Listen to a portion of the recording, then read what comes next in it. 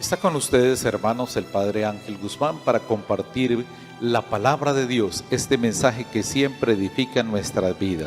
Esperamos que estas enseñanzas sean de mucha bendición. Dios los bendiga.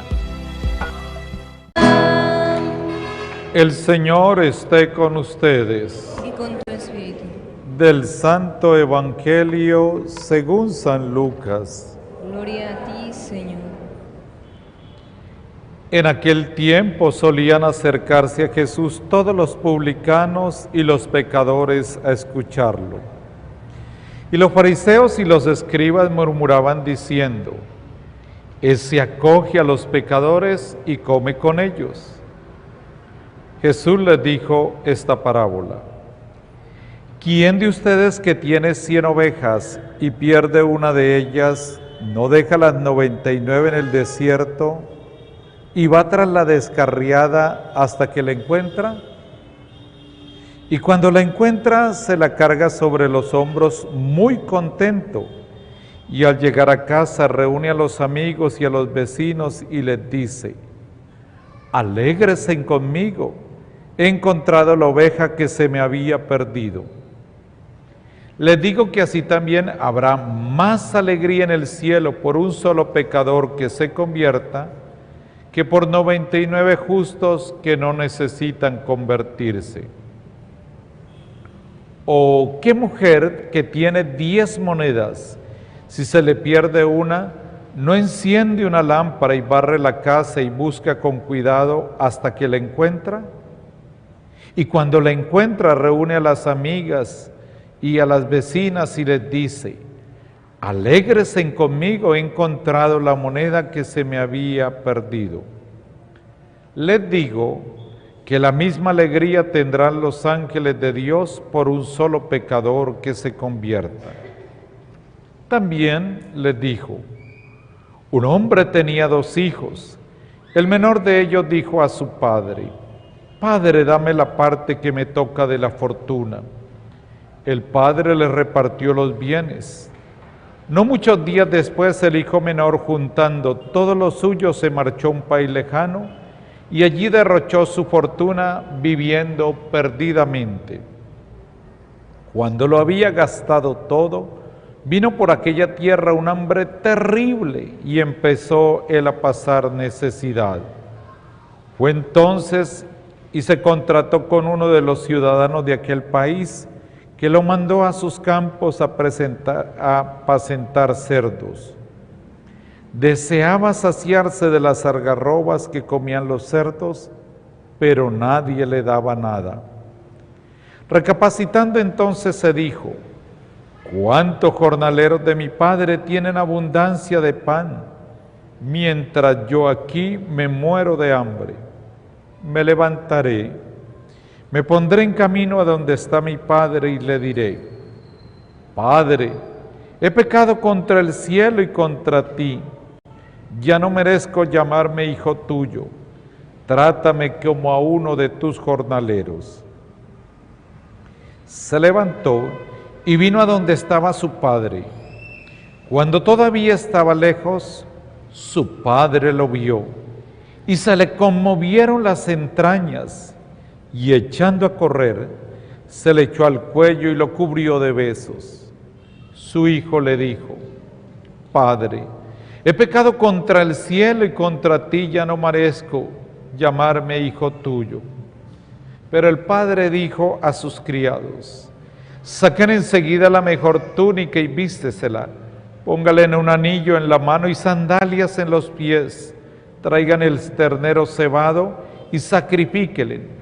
Comamos y celebremos un banquete, porque este hijo mío estaba muerto y ha revivido, estaba perdido y lo hemos encontrado. Y empezaron a celebrar el banquete. Su hijo mayor estaba en el campo. Cuando al volver se acercaba a la casa, oyó la música y la danza, y llamando a uno de los criados le preguntó qué era aquello. Este le contestó: Ha vuelto tu hermano y tu padre ha sacrificado el ternero cebado porque lo ha recobrado con salud. Él se indignó y no quería entrar, pero su padre salió e intentaba persuadirlo. Entonces él respondió a su padre: mira, en tantos años como te sirvo, sin desobedecer nunca una orden tuya, a mí nunca me has dado un cabrito para tener un banquete con mis amigos. En cambio, cuando ha venido ese hijo tuyo que se ha comido tus bienes con malas mujeres, le matas el ternero cebado. El padre le dijo: hijo, tú estás siempre conmigo y todo lo mío es tuyo, pero era preciso celebrar un banquete y alegrarse, porque este hermano tuyo estaba muerto y ha revivido, estaba perdido y lo hemos encontrado. Palabra del Señor. Gloria a ti, Señor Jesús. Hoy voy a tomar la enseñanza a partir de el Evangelio. Miren ustedes lo que aparece aquí, porque esta parte es importante para poder entender todos los temas, el tema de hoy. Dice: solían acercarse a Jesús todos los publicanos y los pecadores a escucharlo. Y los fariseos y escribas, estos eran conocedores, murmuraban: ese acoge a los pecadores y come con ellos. Esa parte es fundamental entenderla para poder descubrir algo diferente. La mentalidad del Antiguo Testamento era la mentalidad retributiva.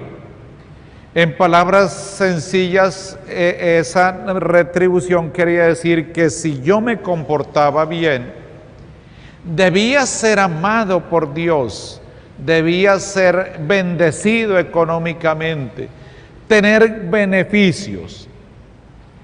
Y, oiga bien, si obraba el mal, me tenía que caer maldiciones, me tenía que caer mal, e incluso se llegaba a pensar que Dios debía odiar al pecador. Entonces eso es lo que estos dos personajes están mostrando. ¿Por qué? Porque acoger, dice, y come con ellos. El comer en la Biblia es un signo de cercanía, de bondad. Y ya hemos visto que las comidas se hacían entre las personas de la misma condición.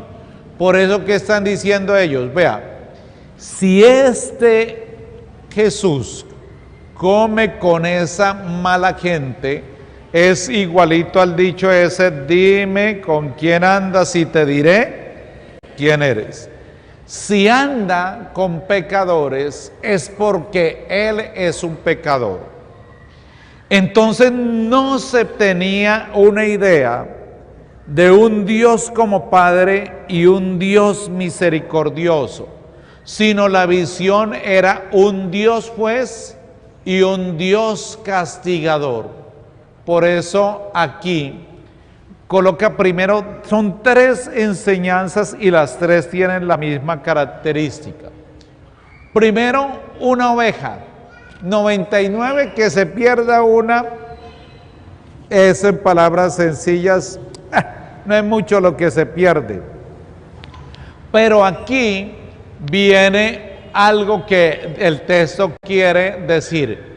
Esto parece una locura para su época. Imagínense dejar 99 a irse a buscar por allá, por esos, y de noche y todo.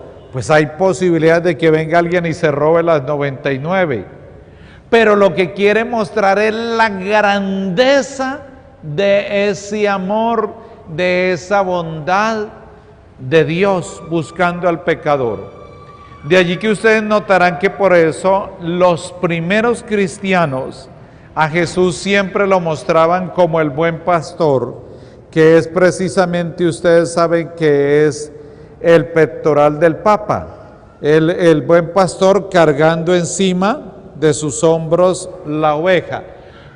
Y miren que este texto sagrado Entonces, cada oveja tiene un valor infinito, como decía una santa. Una sola persona vale más que el universo.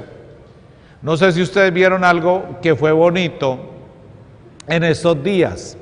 Y lo digo bonito porque fue una explicación muy bonita. Ustedes recuerdan que la vicepresidenta decía, es que tiene que llegar el momento de que los nadie lleguen al gobierno. Y usaba mucho los nadie. Y una mujer afrocolombiana, ella le dijo, no, es que nosotros no somos nadie. Yo no pertenezco al grupo de los nadie. Es que yo valgo para Dios, yo soy hija de Dios, yo soy reina. Ella le decía con su pañueleta, y es eso, mire, para Dios no hay personas basura. Para Dios no hay personas que no tengan valor. Para Dios absolutamente toda persona tiene un valor, y un valor que ni siquiera nosotros nos damos cuenta de cuánto nos ama Dios. El momento más difícil para mí como sacerdote fue hace muchos años, y fue una cosa que me dejó desconcertado, no sabía qué hacer, porque fue una mujer joven y me dice, ¿cómo puedo yo creer que Dios me ama si mi papá me apartó de mi mamá, me llevó a una finca, me violó y tengo 3 hijos de él? Una situación de esas que uno queda, ¿qué le digo? Que no hay palabras para decir ante esa monstruosidad. Entonces lo único que yo sentí en ese momento fue inclinar el rostro, cerré los ojos y me puse a orar.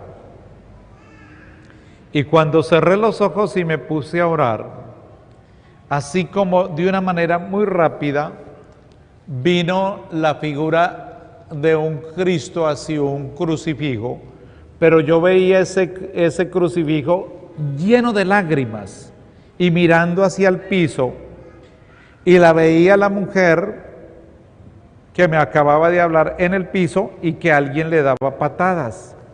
Pero en lo que fue una cosa rapidísima, yo veía que ella estaba como embarazada.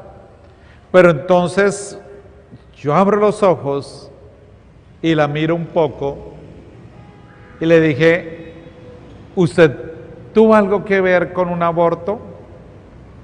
Y abre ella los ojos así y me dice, ¿por qué me pregunta eso? Muy asustada. Entonces le dije, mira, yo no sé, yo me puse a orar cuando usted me dijo que no había palabras para decir que cómo podía creer en que Dios la amaba si su papá le había hecho eso. Entonces le dije yo, así rapidísimo, como una imagen, yo veía a Cristo en la cruz, envuelto en lágrimas, y miraba hacia el piso y la veía usted en el piso, y como si usted estuviera embarazada y alguien le daba patadas. La mujer se desgonzó, cayó al piso y se puso y lloraba. Y yo dije, Dios mío, ¿yo qué dije? Todavía para agravarle el problema. Ya cuando ella pudo calmarse, dijo, eso fue cierto. Yo tuve otro embarazo de mi papá y él a patadas me cogió y aborté.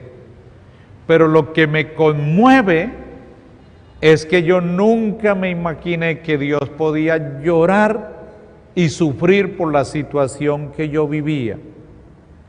Fíjense que muchas personas, el demonio usa el dolor para que la persona busque el pecado.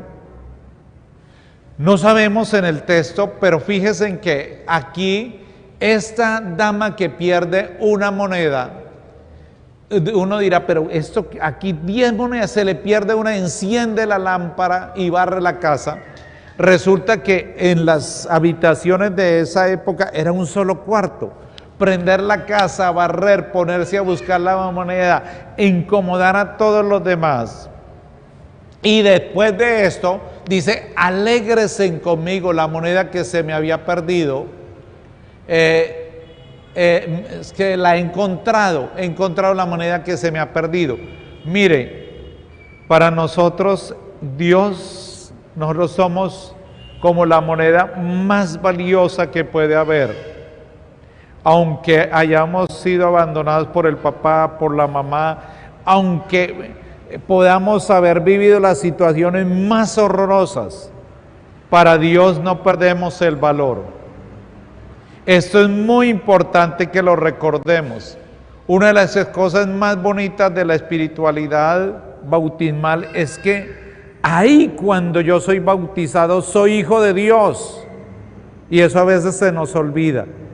Ahí yo soy hijo de Dios, y para Dios nunca pierdo valor, nunca pierdo, jamás. Y Dios no deja de amar y no deja de esperarnos con su divina misericordia para acogernos. Les quiero contar algo que me conmovió mucho cuando lo escuché, y nunca he podido olvidarlo, y quizás nos sirve hoy para la enseñanza.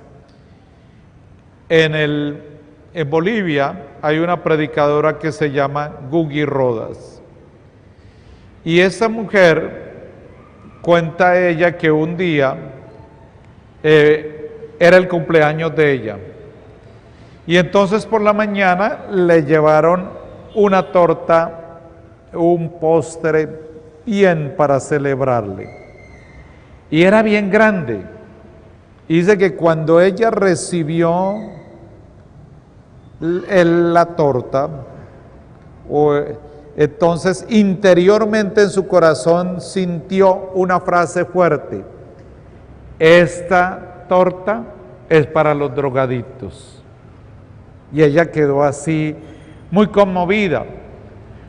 Siguió el día, pues le trajeron otros postres, otros regalos, pero no se le quitaba esa inquietud.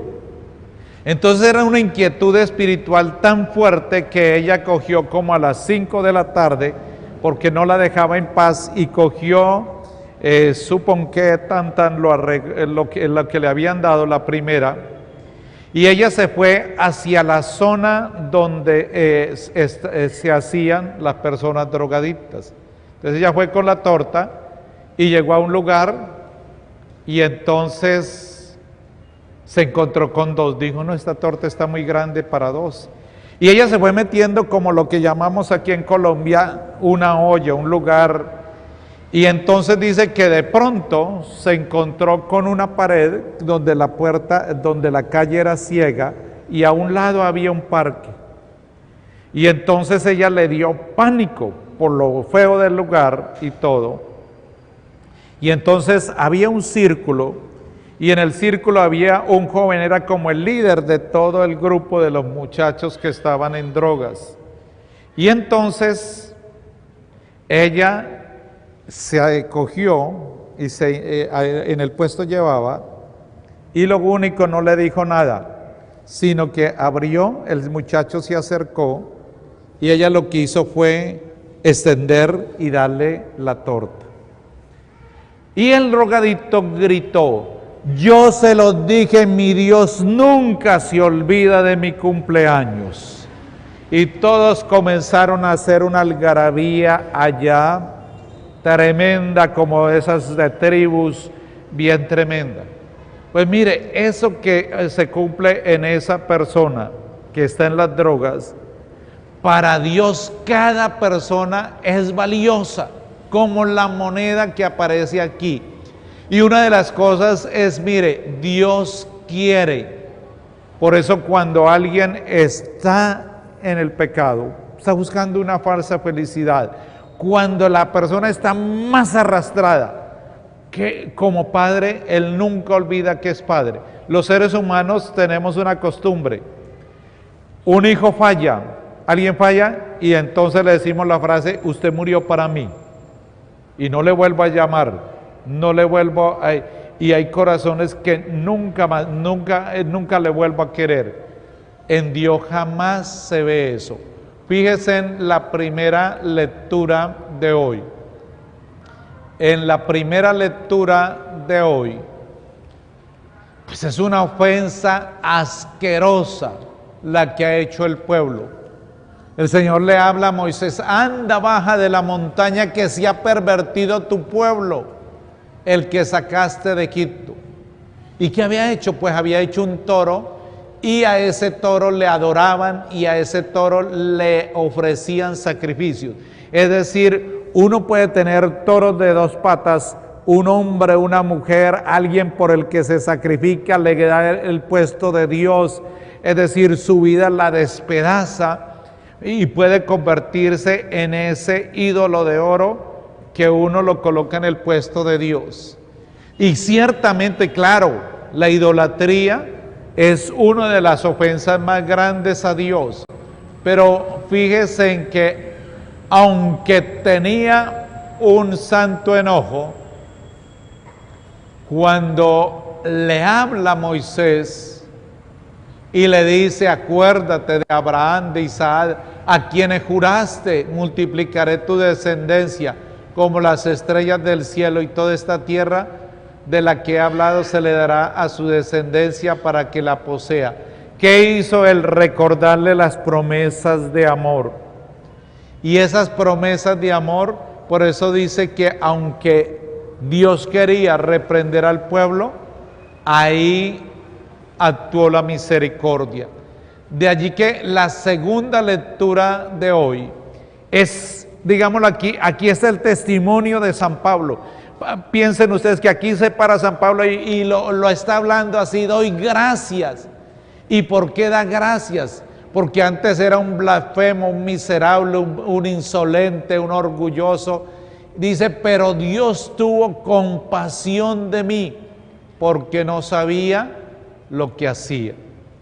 Cuando ustedes vean a alguien hundido en el pecado, dice Santa Faustina, no juzguemos, miremoslo con los ojos de la misericordia.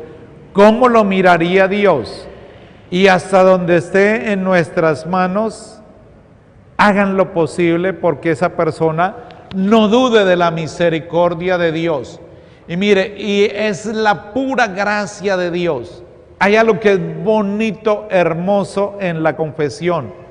Y por eso yo los animo a ustedes. Yo a veces me preocupo y digo, bueno, en Porfía la gente es santa porque no se confiesa. Y mucha gente no se confiesa porque cree que en la confesión va a ser juzgada. Es decir, va a ser condenada, excluida. Absolutamente es todo lo contrario. Mire, en Dios, en el mundo, después de que usted confiesa sus delitos, sigue la condena. Usted sí confesó que cometió tal, enseguida, tantos años de cárcel, tantos años de indemnización. Al contrario, cuando en Dios confesamos nuestro delito, lo que recibimos después es su infinita y divina misericordia. Y hay una frase que le dice el Señor a Santa Faustina: lo que más me duele no es que el hombre haya caído en el pecado.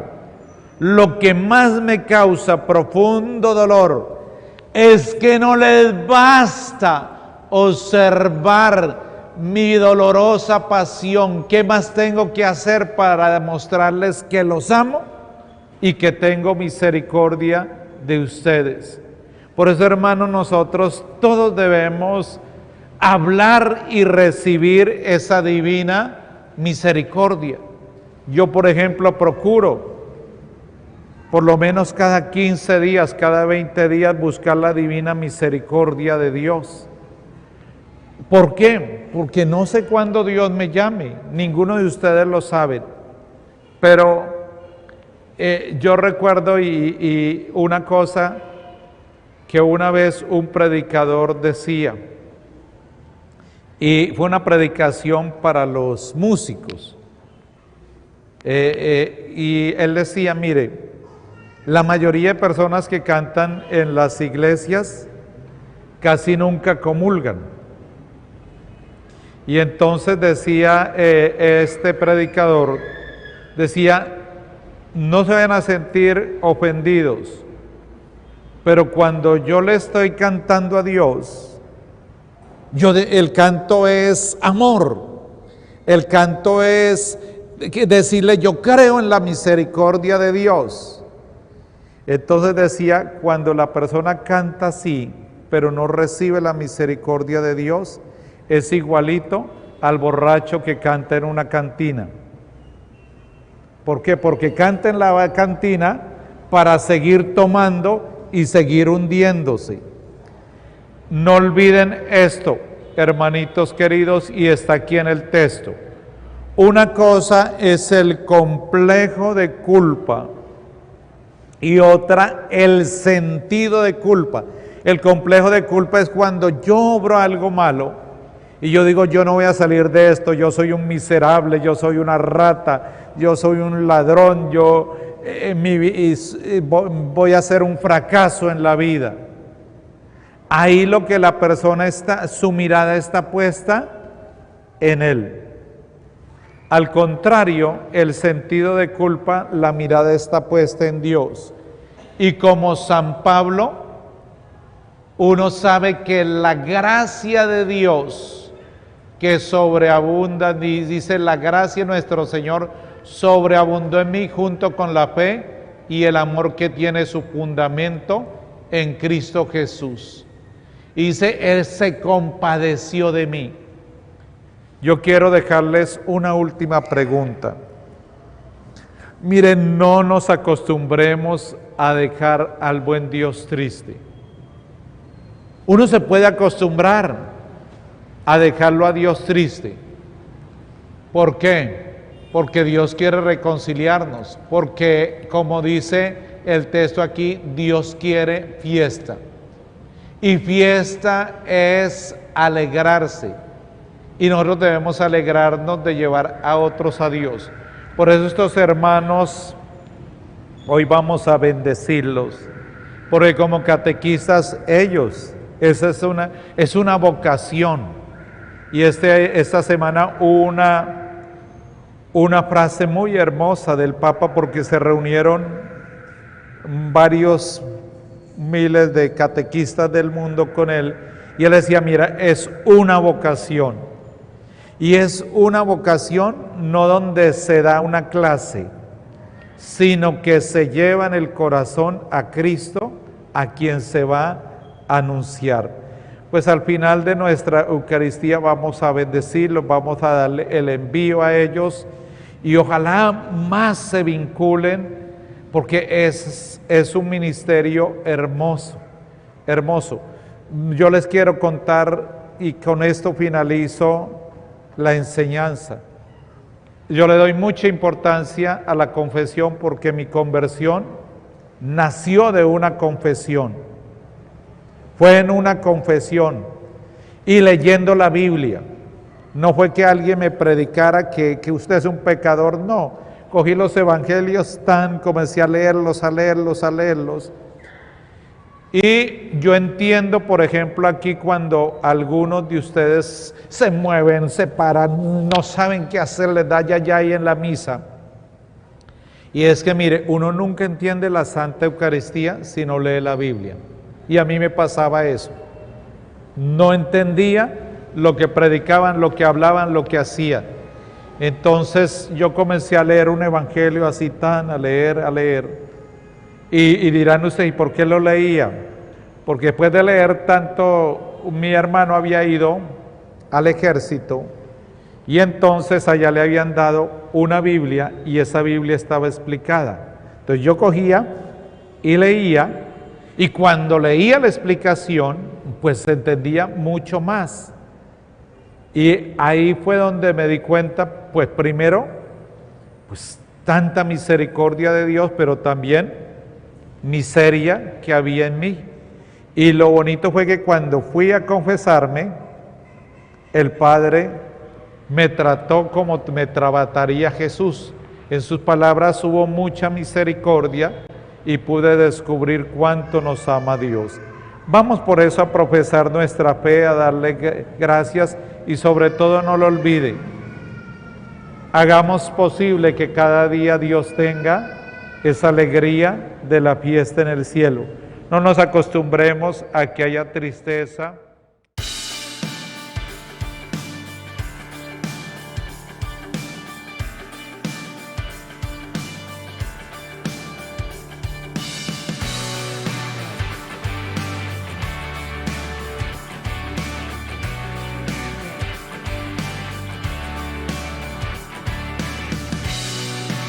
Los medios de comunicación requieren recursos económicos para sacar adelante estos contenidos. Hay muchas personas detrás de un trabajo de evangelización, así que esperamos que usted se suscriba y nos apoye en esta obra evangelizadora.